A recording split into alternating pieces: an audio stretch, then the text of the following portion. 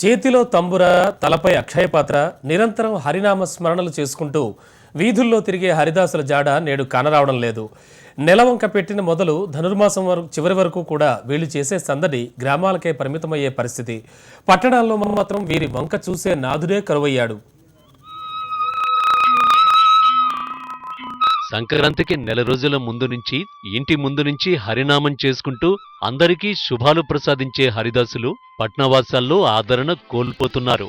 కాళ్లకు పారాణితో పీతాంబరధారిగా చేతిలో తంబుర ధరించి అక్షయ పాత్రతో దర్శనమిచ్చే హరిదాసులు ఇంటి ముంగిట్లోంచి వెళితే చాలు సాక్షాత్తు శ్రీహరే తమను అనుగ్రహించేందుకు వస్తారన్నది అనాదిగా వస్తోన్న నమ్మకం.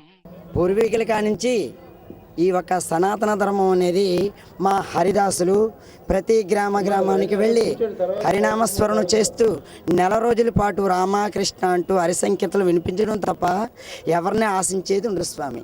ఇలాగ హరినామస్మరణ చేస్తూ తిరుగుతున్నాం కానీ మాకేమీ పెద్దగా మాకు సంకల్పం అవ్వట్లేదు స్వామి.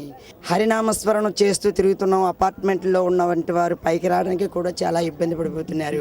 వారు వచ్చే వరకు మేము ఆగాలంటే ఆగకూడదు, హరినామ సంకీర్తనే తప్ప ఎక్కడ ఆగడం కానీ మంచిదే కానీ టీ కానీ తీసుకునే పని కూడా మాకుండు స్వామి. ఎంతో పుణ్యప్రదంగా భావించే హరిదాసులను కేవలం యాచక వృత్తిగా చూసే దుస్థితి దాపురించడం బాధాకరం. సూర్యోదయం నుంచి సూర్యాస్తమయం వరకు పచ్చి గంగ కూడా తీసుకోకుండా వీధి తిరుగుతూ కేవలం హరినామస్మరణే చేసుకుంటూ ముందుకు సాగిపోతారు ఈ హరిదాసులు. హరిదాసు రాకను గమనించి ఎదురెళ్లి అక్షయ పాత్రలో బియ్యం వేయాల్సిందే తప్ప ఆగి భిక్ష స్వీకరించడం నిషిద్ధం. తలపై అక్షయ పాత్ర ధరించినంతసేపు హరినామం తప్ప ఎవరితోనూ మాట్లాడకూడదు.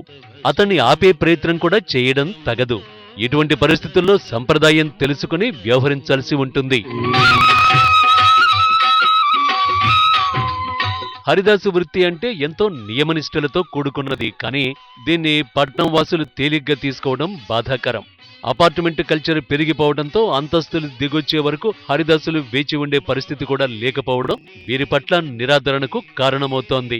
పూర్వీకుల నుంచి వస్తున్న ఆచారాన్ని విడిచిపెట్టలేక హరిదాసులుగా తాము ఈ నెల రోజులు దీక్ష పాటిస్తామని, అయితే తమకు నిరాదరణే కలుగుతోందని హరిదాసులు వాపోతున్నారు. మారేడు దళములు నీ పూజకు